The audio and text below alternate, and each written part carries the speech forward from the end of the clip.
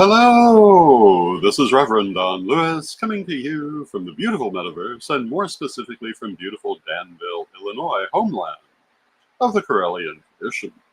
And this is Midday with Reverend Don. Welcome. And today is our weekly roundup of interesting stories from the week. And I have a couple of things to talk about. I'm not entirely sure what all I'm going to discuss. It may be news, it may be not. And but remember, you can be part of that conversation because, as you know, if you follow Midday with Reverend Don, you can type your questions on whatever page or platform you happen to be watching on, and for the most part, they'll show up here in my chat room, and we can talk directly. And yesterday, I was doing mini readings and talking about psychic things, and that was fun. And then last night was Tarot Thursday on Divination TV, and that's always fun as well. I do notice that it's always popular when I do mini readings. And hello to Nikki in the chat room. It's good to see you, Nikki. And of course, when I do those readings, I normally use my Tarot of Hecate.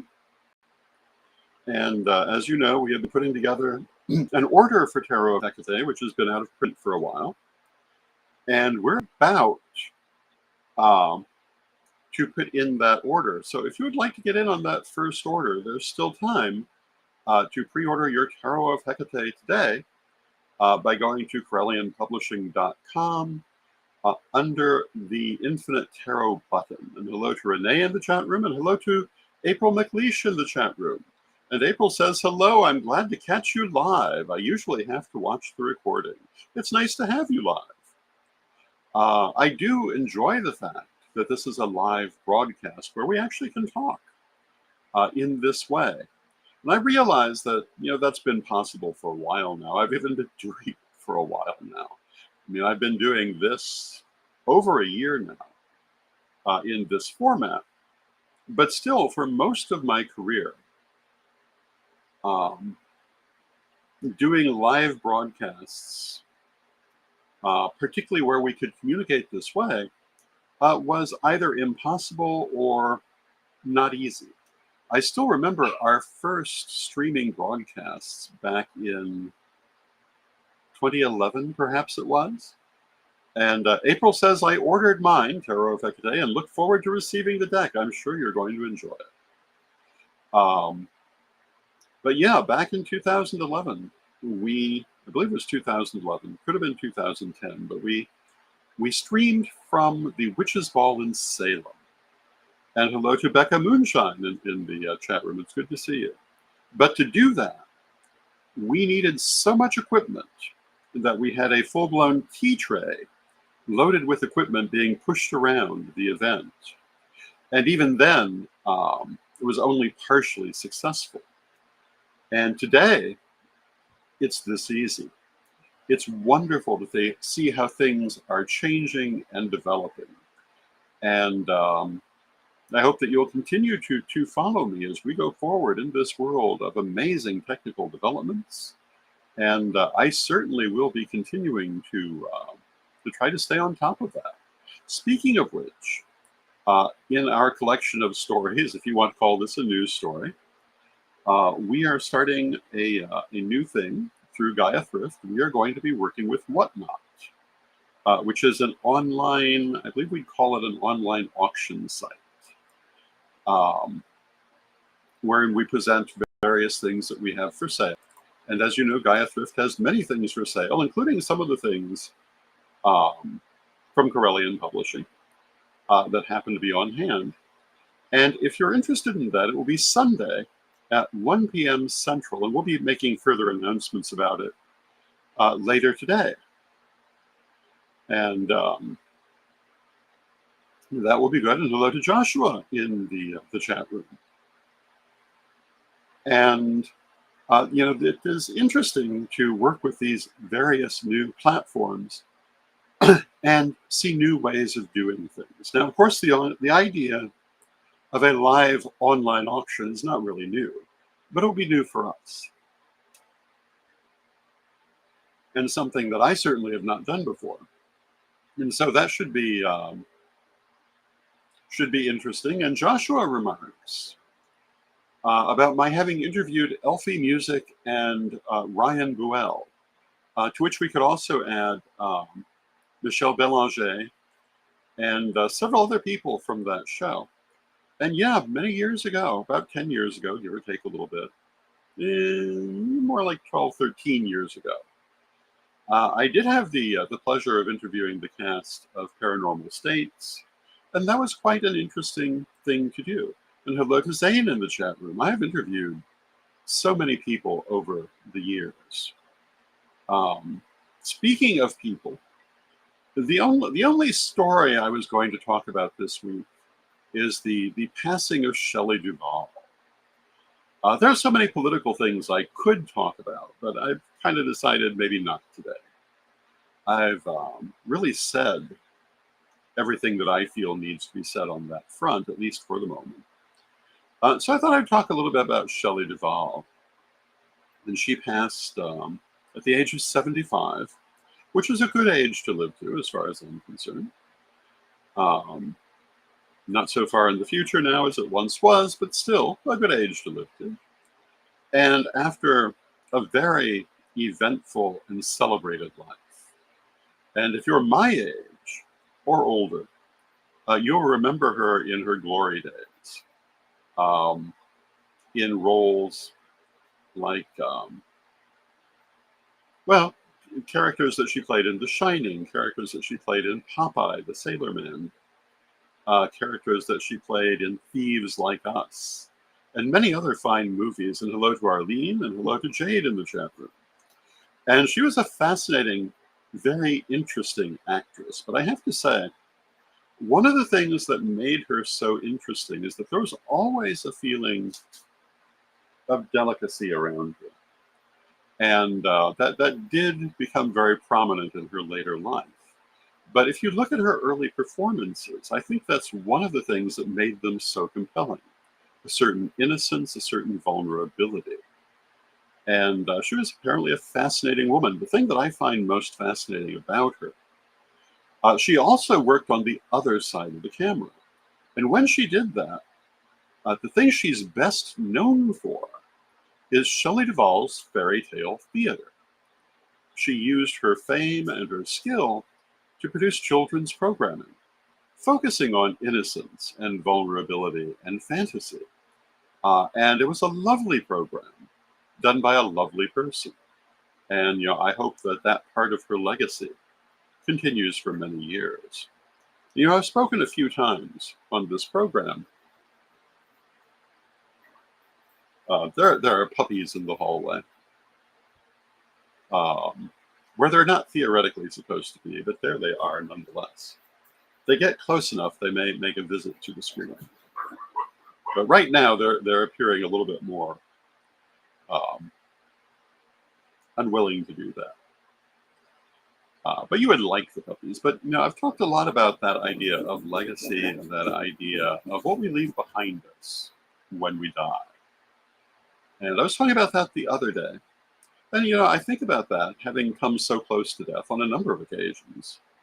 And being at the point in life where that becomes an issue. And it's so interesting to look at how different people lead their lives. Some people seem very focused on building, creating,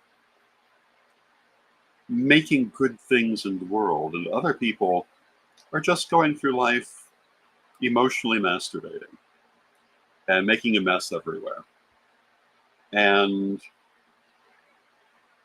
I guess that's a place where you can be karmically, and it's perfectly fine if that's where you are. But it doesn't make a lot of sense to me. I think that as we go through life, we want to leave a positive record that we were here, a positive effect that we were here. We want to leave the world a little better for our presence. There are many ways to do that. The most obvious is just through the people whose lives we touch. And you do that through love, through kindness, through charity, through building good things in life, not through gossip, not through backstabbing, generally speaking, not through vague booking. You do it with actual things you do to try to make a better world. If you're in a position of authority, one of the things that you will find yourself doing is lifting up other people. Although I have to say that when you do this, they're still who they are, and they will live up or down to their own capabilities. But I've always tried, when I see people that I feel are worthy of the backing, to lift up talented and good-hearted people, to try to give them the chance to be the best that they can be. And sometimes I've been very pleased with that. Sometimes I've been very disappointed with it. But I think it's always good. Um, and I would say to you, when you think about what you will leave behind you, when your time comes to exit this world, think about the people and your relations with them, and try to make those as good as you can. It will depend in part on your life and your life circumstances, how you may do that. But we can always, in various ways, make it a better world. And I think that Shelley Duvall, to go back to what I was speaking about, is a good example of someone who, despite having a number of challenges, did definitely make the world better for her presence. She touched many people that she never met in good and positive ways. She gave them joy um, through projects like the Fairy Tale Theater. She gave them hope in the goodness of life. And I think that's very good. I think that is a good legacy to leave behind. So for Shelley Duvall, I will say, well, I'll use the two common sayings that are most relevant. May her memory be a blessing, and that which is remembered lives. And may we remember her. That's really my only news story for this week. We were talking a few minutes ago about people I've interviewed. I obviously never interviewed Shelley Duvall, um, but I have interviewed a lot of interesting people over the years. I've interviewed people who are good friends of mine. I've interviewed people who were basically declared enemies of mine until I showed up with the camera, in which case they suddenly loved me, and got good interviews because I was not using it in. I was using it to promote whomever I was interviewing, and you would not be able, I do not think, to tell um, which ones I'm referring to if you go back and watch those interviews, because I think that I came at them all in a balanced and equal sort of way, regardless of who they were and what they were doing. I was never a shock interviewer or an ambush interviewer. And I don't approve of those things. I think that if you're going to interview someone, then you let them say what they are there to say. And I've interviewed hundreds of people. Um, Most of them, of course, were neither friends nor enemies, but strangers that I'd never met before or known at a distance. And for an interview, that actually is preferable. Um, it's like a psychic reading. The less you know, the more there is to learn, the more there is to bring out in the interview. And I think that doing an interview is an art. It's not an art that I was especially good at, but I am well practiced at it. And I certainly plan to continue doing it. Part of my thought, when I started doing Magic TV, now Corellian TV, was to kind of be a vicarious set of eyes and ears for the viewer. Um, Maybe not to exactly ask what you would ask, but to ask the things that I thought you might like to know. To talk to the people I thought you would like to talk to, and to go to the places I thought that if you had the chance, you would go to.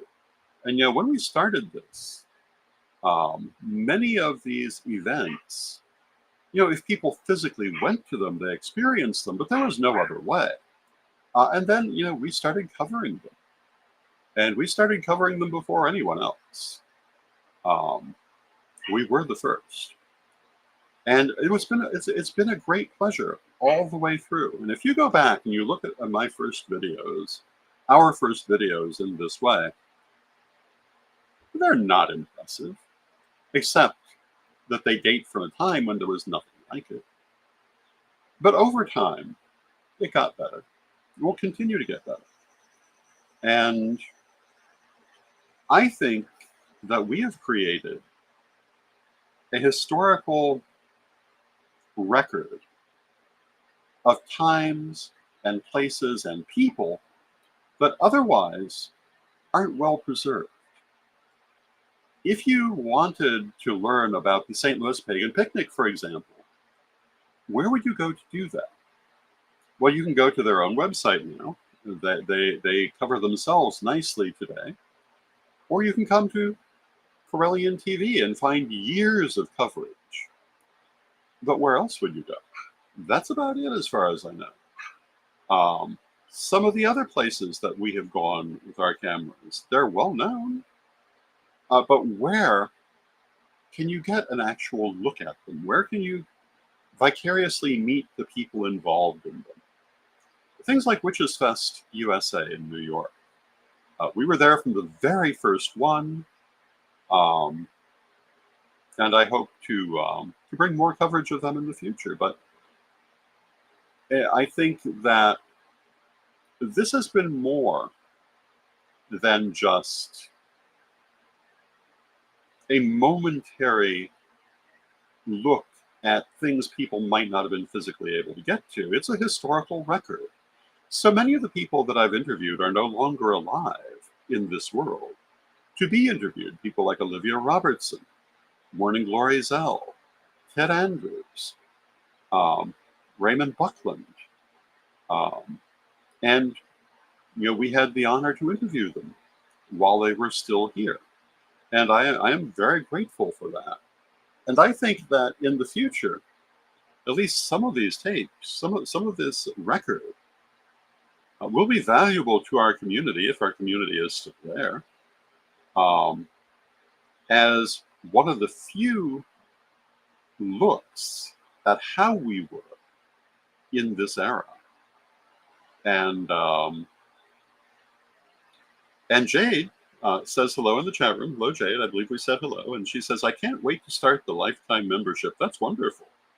And I'm sure that you will enjoy it, and it will be there for a lifetime. If nothing else, we're always here. We'll be here as long as we are alive, and I'm pretty confident we'll be here even after. The one thing that no one has ever made any money at is betting that we were going to go away, betting that we were going to be taken down or done away with or what have you. There's a saying that you should be careful of the people who survive everything that life throws at them, because it means that they have the God's favor. And I do feel that way. I feel very blessed. And many people have, for one reason or another, tried to attack me or us over the course of many years. I've often talked about how during the 1990s and early 2000s, we went through a solid 17 years of annual witch wars directed at us by people who were upset with the fact that we were doing things. And every now and then that sort of thing still happens. And, we survive them all. And we'll be here 10 years from now. We'll be here 20 years from now. We will always be here. And yeah, 100 years from now, who knows? But don't be too surprised if the video legacy and radio legacy we have created might still be around at that point. Um, it has been a monumental achievement over the years, in my opinion, that is well worth maintaining. And hopefully others will maintain it when we're not here to do it ourselves. Not really the story I meant to talk about at the start of this program, and thank you, Joshua, for bringing it up. But, it has been such a huge part of my life. And hopefully it's been a part of your life too. Hopefully it's been a good thing for you. I hope this program is a good thing for you because it's a good thing for me. I enjoy talking with you every day. And I hope that you enjoy talking with me. And yeah. And again, I want to refer to the Tarot of Hecate. We'll be putting the order in for that any day now. We have our 10 pre-orders, but we do want to give people a last chance to get involved in that first order. So if you would like one and you haven't already bought one, you can find it at Corellian.com under the Infinite Tarot button. Also, the Reverend Don's Book of Numerology has arrived, and I spent last night signing and packaging copies that will be going out somewhere over the weekend. And if you're interested in a copy of that, we actually have extra copies in stock, so you would not have to wait for the next order to be made. So, if you're interested in Reverend Don's Book of Numerology, you can order that through CorellianPublishing.com or Reverend Don's Book of Astrology. We have a couple of copies of that on hand that I could send out immediately.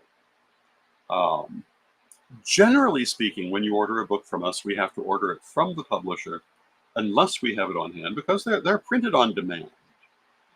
We could not be doing this without the development of print-on-demand technology. The entry cost would simply be too high. And that's true for the tarot cards especially. I've talked several times about how when the Tarot of Hecate was first designed back in the 1980s, getting a deck of cards produced was wildly expensive. In addition to having to know who was available to do such a thing, it was not an easy task.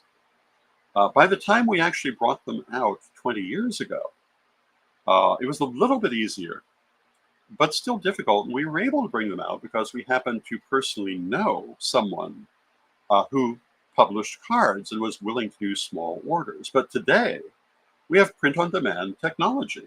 So we can order them in groups as small as 10 and actually get them. And that's an amazing development that lets us do so many things. And hello to Lolan in the chat room. And Lolan says, I like to drop in and hear you every now and then.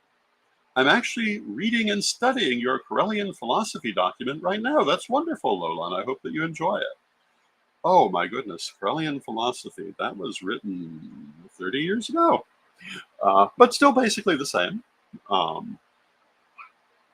believe it's been updated once, but not in substantial aspects. It's still the same philosophy it always was. And we have so many writings if you're interested in Corellianism, and you can find those variously at CorellianPublishing.com or at witchpool.com. Where our various lessons are available online. And many of these things you can also get in books. And, when I first wrote the first degree lessons back in the late 1990s, Lolan says, yeah, Corellian philosophy, 2009. It was a while ago. When I first wrote the first degree lessons back in the late 1990s, I never imagined how many times I would have to come back to them. Re-editing the book, reworking this or that, all these years. And it's been very interesting. It became much more a part of my life than I really expected it to in terms of upkeeping those manuscripts. At the time, I thought, you write them once and you're done. Ooh, it's not like that. Not when you're writing um, lessons that reflect things in the real world that may change. And so much has changed since the late 90s. And I am pleased to say that overall, as a tradition, we haven't had to make a lot of changes because we were on the right side of history in terms of things like racial equality, uh, gender rights, transgender rights, LGBTQ rights. We haven't changed any of our policies because we were always on the right side of history. We've always had a multi ethnic membership, literally from our very beginning, because we were founded by a multi ethnic family, of which I am a member. We've always had LGBTQ members, including myself. Um, we've had trans members for many, many years. Um, and, it's good to feel that you're on that right side of history. But we always felt that the rights of the individual were very important, that people's ability to live their life however they wanted to live it, as long as they weren't hurting anyone, um, was vitally important. And if you read the Corellian Manifesto, which I will say is probably not one of the great works of literature, um, but does have, I believe, profound ideas in it, this is spoken about. And also, um, keeping religion out of government and out of interfering in people's private lives. We've always vehemently opposed that, which of course is very relevant right now.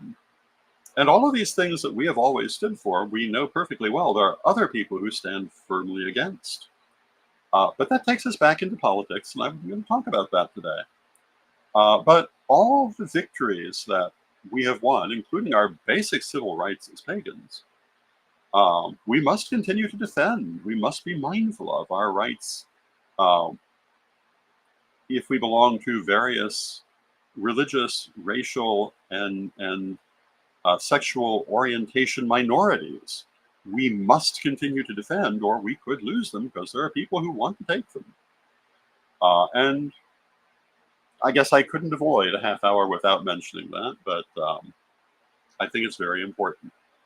With that, I see we've come to the end of our half hour, so I'm going to say goodbye for now. I'll see you on Monday, and I also will see you, if you choose to tune in, at our Whatnot on Sunday afternoon at 1 p.m. Central.